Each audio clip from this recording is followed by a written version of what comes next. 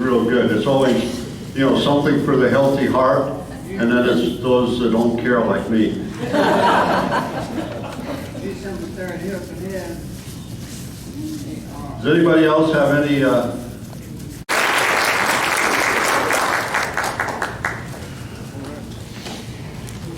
guess you must pass it around the room.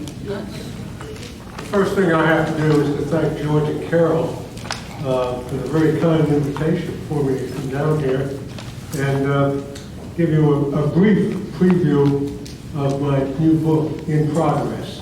And I mentioned in progress, so don't look for it too soon.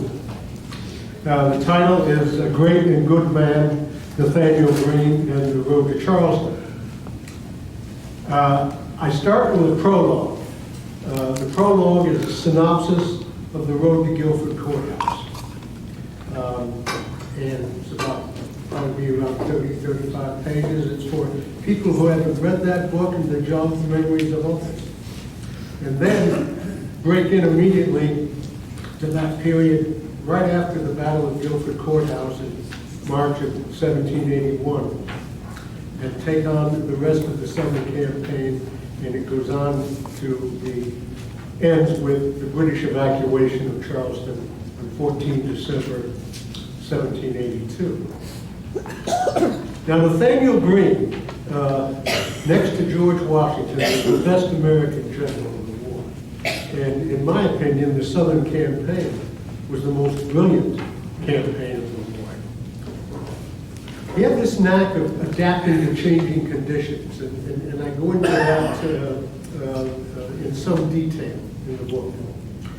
And he had this, I stressed the self-confidence in his own judgment to break centuries-old maxims of warfare.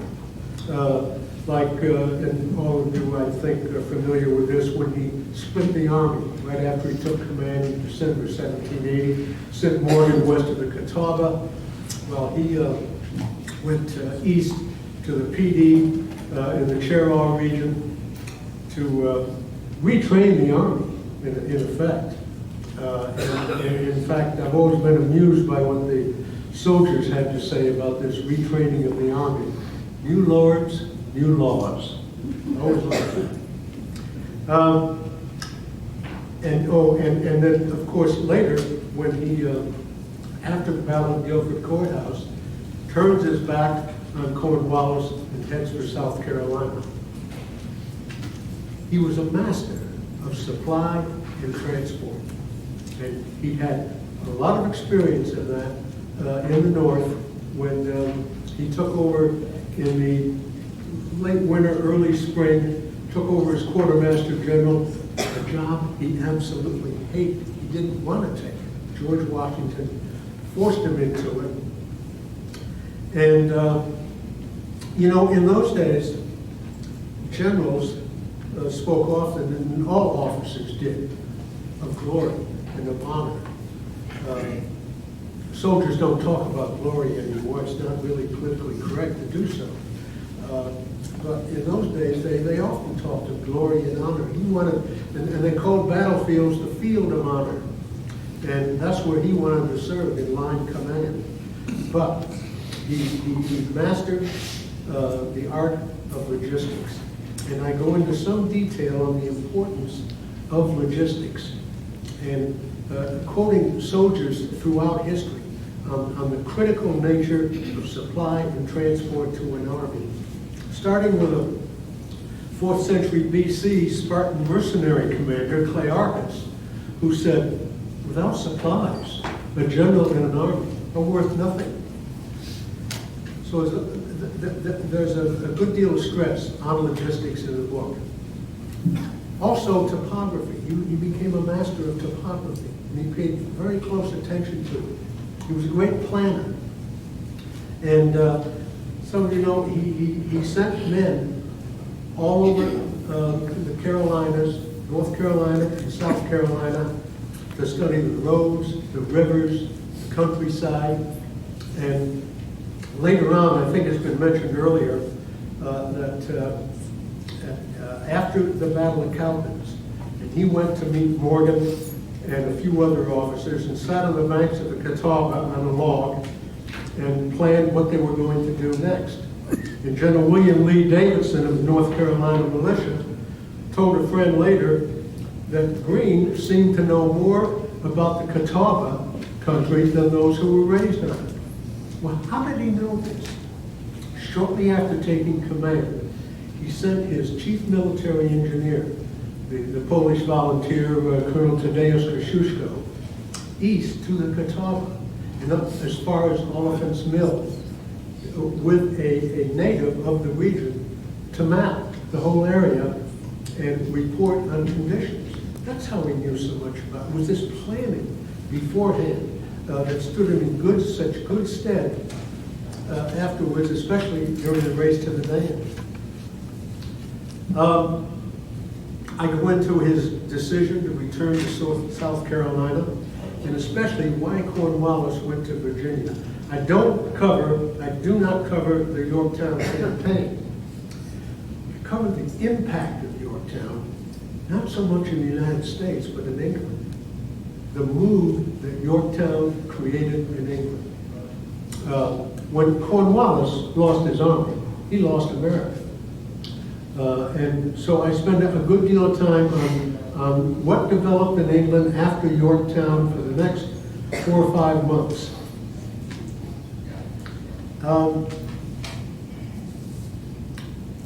I also discuss why Lee joined Marion instead of Sumter. There's a letter from Greene to Marion that I interpret, some people may interpret it differently, I interpret to mean that he says to Lee in this letter, if you cross the river, you will run into him. And I'm sure he meant Sumter. Instead, Lee joined Marion. Why? Well, you have to read the book to find out. why I think he joined Marion instead of Sumter. Now, I guess as you figured by now, I'm a great admirer of Nathanael Greene, but I also admit he had warts. He was a great letter writer. His phrasing was often felicitous. One of my favorite is the opening line of his first letter to Francis Marion. I have not the honor of your acquaintance, but I am no stranger to your character and merit. I love that sentence. I just love it. But he sometimes wrote letters that would have been better left unwritten. His first letter to Thomas Sumter, in which he criticized his militia, deeply offending the Gamecock. Later on, a letter to Francis Marion about horses, in which he accused the militia of commandeering private horses for their own private use, which they probably did. But did he have to put it in writing and so deeply offend Marion that Marion wrote him, I'm going to resign and I'm going to go to Philadelphia, which meant that Greene had to immediately mount up and ride to see Marion and stroke him. And things went back on an even keel. Greene is a tactician. Go into this in some detail. They take Hobkirk Hill. And you notice I say Hobkirk Hill instead of Hobkirks, because Charles Baxley informs me that the locals call it Hobkirk, so I decided to go native. We'll see what an editor has to say about that. You know. Should he have attacked at Hobkirk Hill as he did, or should he have defended? Should he have retained William Washington in reserve to strike at the critical moment, or was he right in doing what he did, sending Washington to sweep the British right flank and charge them from the rear? I answered those questions, but I'm not going to answer them today.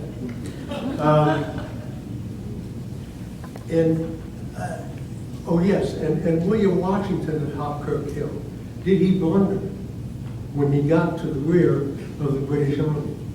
That's another question to answer.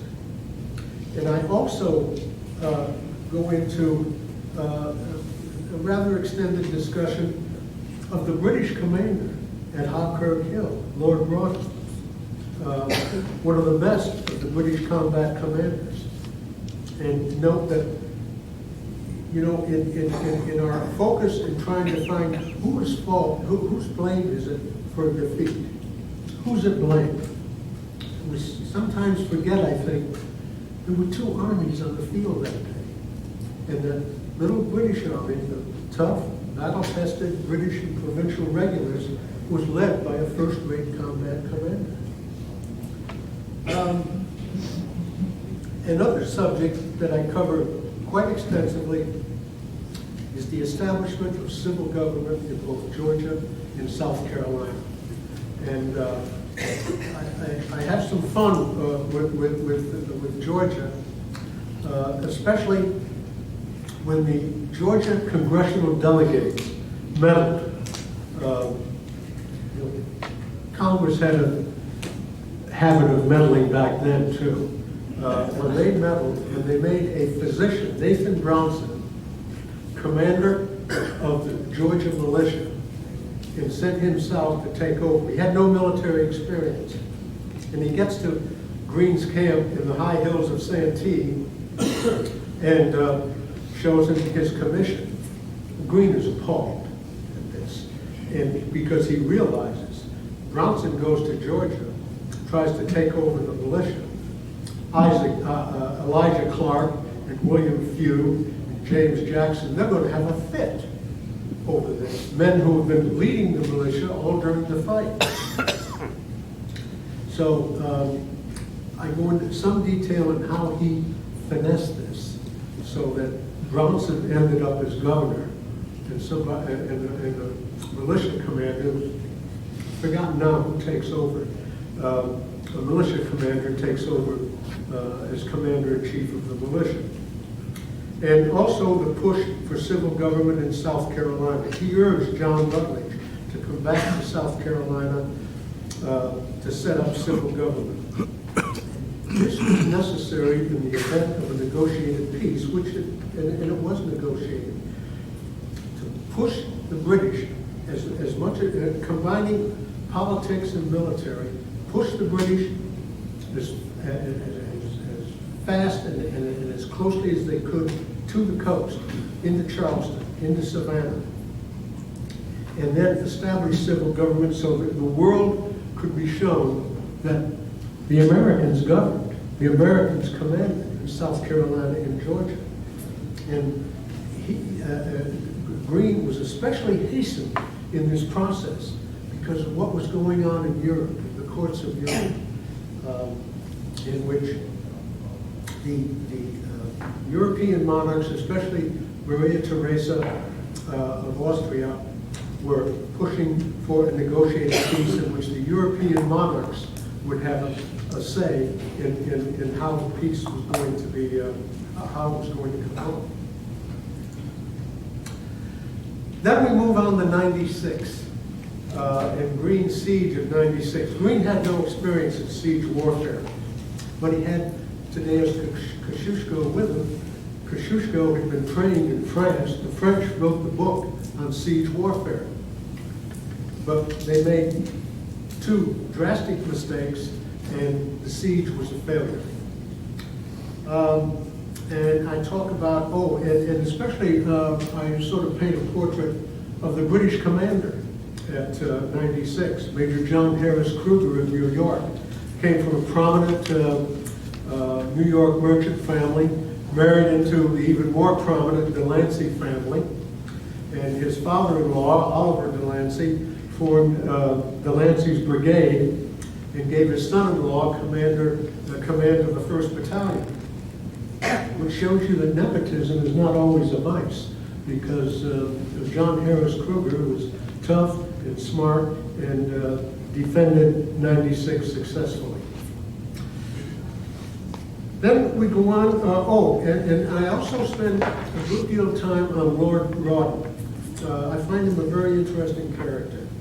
And in fact, one chapter is entitled A Bravura Performance. And the performance is not Greene's, but it's Rawdon's, taking place during the 96 campaign and immediately thereafter. Utah Springs. Greene didn't make any tactical errors at Utah Springs. He fought a good fight. But after the battle, he wrote to the President of the Continental Congress, "We obtained a complete victory." Alexander Stewart, the British commander, wrote to Cornwallis, "I have totally defeated him." Well, who was right? Well, I'm not going to tell you today, but I'll give my opinion in the book on exactly who was right, and whether the battle was a draw, as many historians say, or whether one side won. Many of you, and especially a few of you, know that I have an overall negative opinion of Thomas Sumter.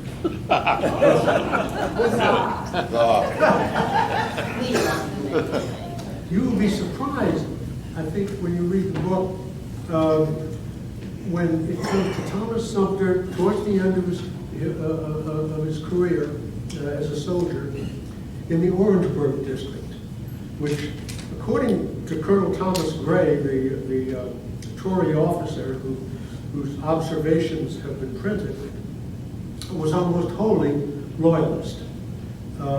And Sumter, who just adored the big, bold, sweeping operation, is here in the Orangeburg district, with his headquarters in Orangeburg, reduced to that day-to-day, down and dirty grind of counterinsurgency, what we call counterinsurgency. And it's a tough job and a thankless job, and I'll tell you my summation of it. I think he did a good job.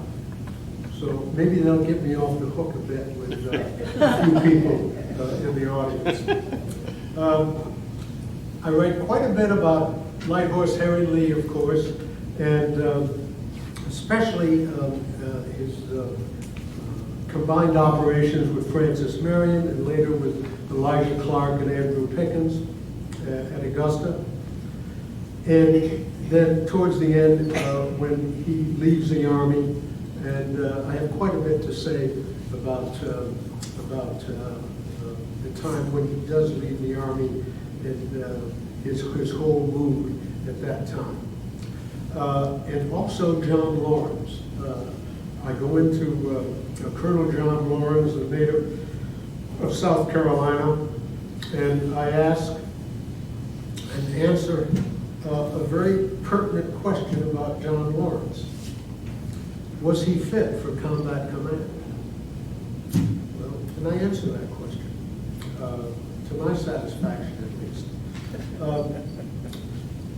Some pages are devoted to the suffering of the Army outside Charleston. Once they had the British bottled up within their lines at Charleston, and an army that hadn't been paid 2 years, eating usually terrible food and suffering deeply from malaria.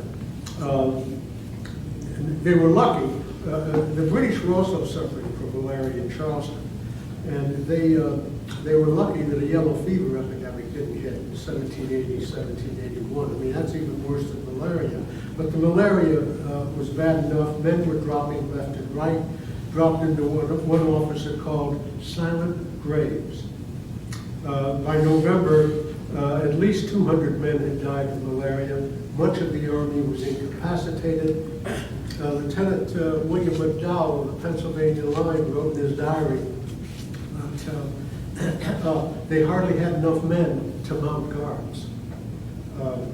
So I discussed that in some detail.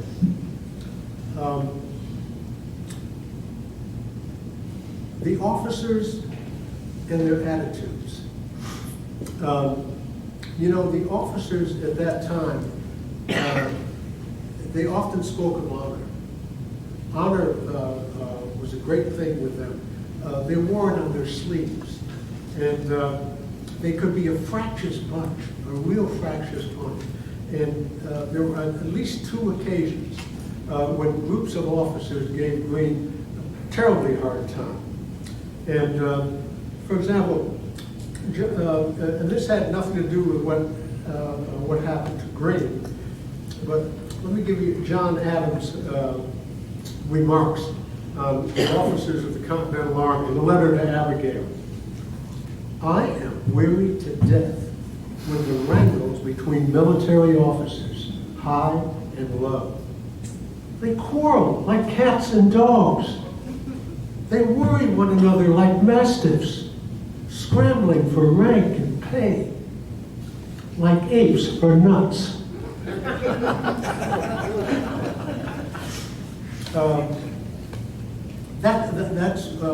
I found all this fascinating and one of the most interesting parts of my research and writing. And then finally, the evacuation of Charleston in December of 1782. And one shameful episode, in fact, I'm going to read you what I've written about that. A shameful episode that took place during the British evacuation and the American entrance on the same day, the elements of the Pennsylvania line marching in under General Anthony Wayne. Governor Matthews, this is Governor John Matthews of South Carolina, Governor Matthews and his council were especially concerned with the security of Charleston. Thus they banned from the city as, quote, dangerous spectators, end quote, men who had played a key role in the Southern campaign. They were the partisan militia, men who would put their lives and the well-being of their families on the line and save the revolution in the Carolinas and Georgia during the first phase of the Rising, men who would change the course of the war during those desperate months in 1780 following the surrender of Charleston and the Continental Army to the British. Men who had fought on despite the devastating defeat of the Second Continental Army. Men who had combined with Greene's Continentals since April 1781 in driving the British within their lines at Charleston. Men of Eutaw Springs who had advanced with elan against British regulars, marching over dead men, hearing without concern the groans of the wounded. Those men were not invited to share in the glory of that day. On the 14th day of December, 1782, the backcountry partisan militia were deliberately excluded by the civilian authorities from the capital of the rice fields. After all, they were just a pack of beggars, which is the type of the name that Governor John Rutledge had given them before the war even started. And finally, I just want to mention that, I guess you figured this out, throughout the book, the theme really is Greene is the maestro of the Southern campaign, who directed this victorious campaign. And finally, as I researched and wrote, I tried to keep in mind the words of 2 famous soldiers. One wrote, some individuals may recollect all the little events of which the great result is the battle won or lost. But no individual could recollect the order in which, or the exact moment at which they occurred, which makes all the difference as to their value or importance. The Duke of Wellington. And the second quotation that I also tried to keep in mind, did it ever occur to you, sir, what an opportunity a battlefield affords liars? Stonewall Jackson. So thank you very much.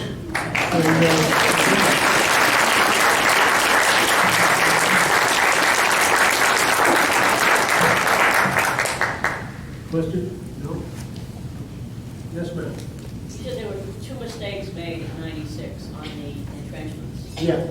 want to comment on those? No.